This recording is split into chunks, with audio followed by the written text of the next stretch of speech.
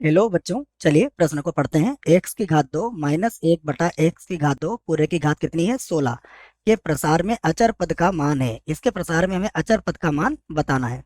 प्रश्न को हल करेंगे, परंतु उसके पहले मुख्य अवधारणा लिखेंगे। तो प्रश्न के लिए मुख्य अवधारणा में हम द्विपद प्रसार का व्यापक पद लिखने वाले हैं। पूरा मैं लिख देता हूं यहाँ पर कि हम जानते हैं a प्लस बी की घात n के प्रसार का व्यापक पद इसके प्रसार का व्यापक पद क्या होता है? ये होता है T R plus 1 N C R A की घात एन माइनस आर बी की घात आर। ये होता है इसका व्यापक पद। अब करते हैं इस प्रश्न को हल। तो हम लिखते हैं एक्स की घात 2 माइनस 1/x की घात 2 और पूरे की घात कितनी है? पूरे की घात है 16 के प्रसार का के प्रसार का व्यापक पद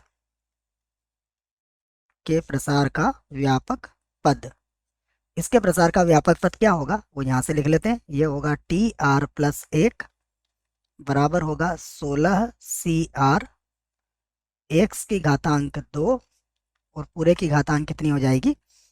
ये आ जाएगी हमारे पास 16 माइनस आर, 16 माइनस आर हो जाएगी। फिर आगे देखते हैं, देखो तो ये हो जाएगा हमारे पास -1/x की घात 2 और पूरे की घात कितनी हो जाएगी? आर हो जाएगी। इसको और हल कर लेते हैं। तो ये होगा 16 CR, यहाँ हो जाएगा x की घातांक, देखो गुणा करेंगे तो ये हो जाएगा 32 माइनस का 2R -1 की घात R हो जाएगी और बटे में आ जाएगा x की घातांक 2R। तो 16 CR यहाँ हो जाएगा x की घातांक 32 माइनस 4R और -1 की घात कितनी हो जाएगी? ये हो जाएगी R। ये हो गया हमारे पास। इसे बना देंगे समीकरण नंबर 1। अब देखो बच्चों, अचर पद के लिए आपको क्या चाहिए? एक्स की घातांक 0 होना चाहिए, तभी अचर पद मिलेगा। तो मैं लिख देता हूं अचर पद के लिए अचर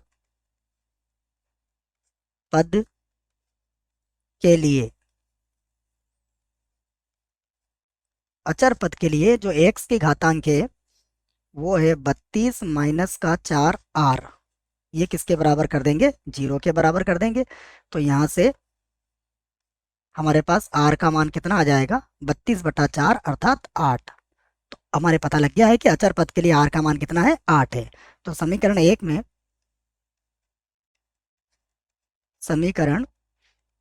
एक में R बराबर 8 रखने पर तो जब 8 रखेंगे तो कौन सा पद मिलेगा हमें? हमें 9वां पद मिल जाएगा। तो ये हो जाएगा T9। यहाँ पर देखिए क्या था? ये था 16 CR। तो ये हो जाएगा 16 C 8 के बराबर हो जाएगा।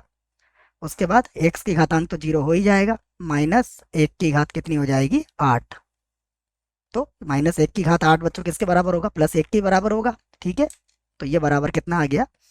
ये हो गया 16 C 8 के बराबर। अब इसको हम लिख सकते हैं, यही हमारे प्रश्न का क्या होगा? उत्तर होगा। तो यहाँ पर लिख लेते हैं हम। अतः अतः क्या था प्रश्न? x की घात 2 माइनस 1/x की घात 2 पूरे की घात 16 के प्रसार का अचर पद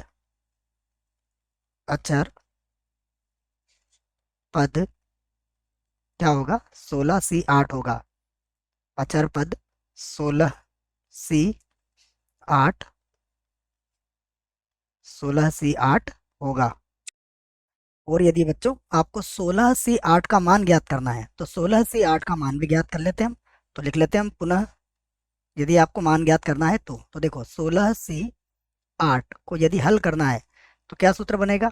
ये होगा 16 का क्रम गुणित बटा 8 का क्रम गुणित और फिर से आ जाएगा 8 का क्रम गुणित। हमारे पास सूत्र है कि हम जानते हैं NCR बराबर कितना होता है, बराबर होता है n का क्रम गुणित, उसके बाद होता है r का क्रम गुणित और n माइनस r का क्रम गुणित। तो इस सूत्र को मैंने यहाँ पर लगाया है। तो इसकी सहायता से देखिए हम इसको क्या लिख सकते हैं, मैं इसको लिख के बता देता हूँ आपको। यहाँ हल कर लेते हैं बच्चों इसको, ठीक है ना, यहाँ से हल कर लेते हैं।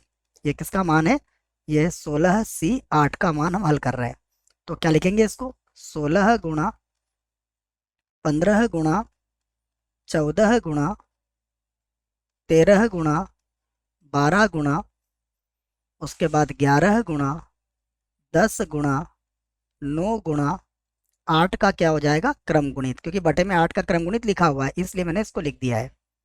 उसके बाद इसको लिखेंगे 8 गुणा 7 गुणा 6 गुणा 5 गुणा 4 गुणा में 3 उसके बाद 2 उसके बाद 1 हो गया और गुणा लगा देंगे 8 का क्रम गुणित। अब देख लेते हैं, देखो तो यहाँ से देखिए बच्चों ये तो कट जाएगा, उसके बाद अगर काटें तो 8 के पहाड़े से 16 कितनी बार कट जाएगा, ये कट जाएगा 2 बार। उसके बाद अगर आप देखना चाहें तो 7 गुणा 2 कितना होता है 14, तो 14 से 14 भी कट जाएगा।